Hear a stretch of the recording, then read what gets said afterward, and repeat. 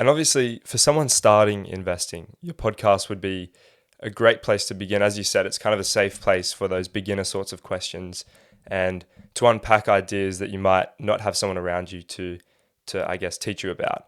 What are the best tips that you guys can give for someone who wants to start investing and why they should start investing?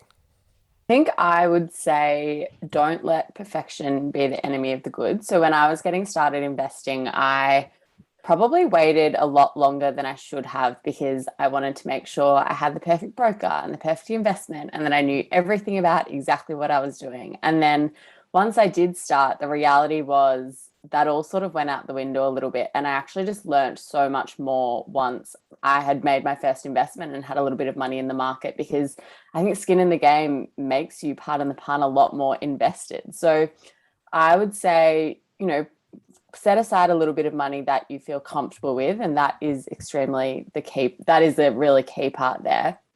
But set aside some money that you feel comfortable with, put it into the market and just watch it and see if you are comfortable with the ups and downs and see what you can learn from that. Because I know for me, I definitely waited way too long. And it was really once I got started that the real learning began.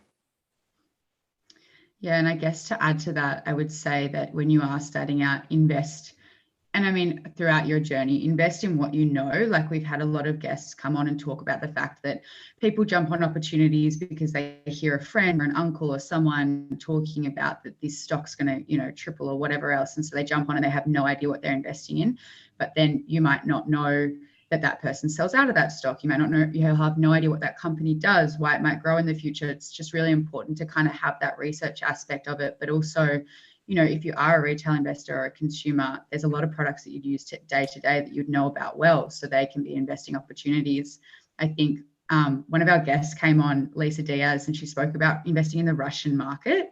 This was almost a year ago. And she was saying, a lot of people used to jump into the Russian market to invest because they thought there was a growth opportunity. But if you don't speak the language, if you don't know the culture, if you don't know the politics, it's going to, at the end of the day, really hinder you at a point where the investments might turn.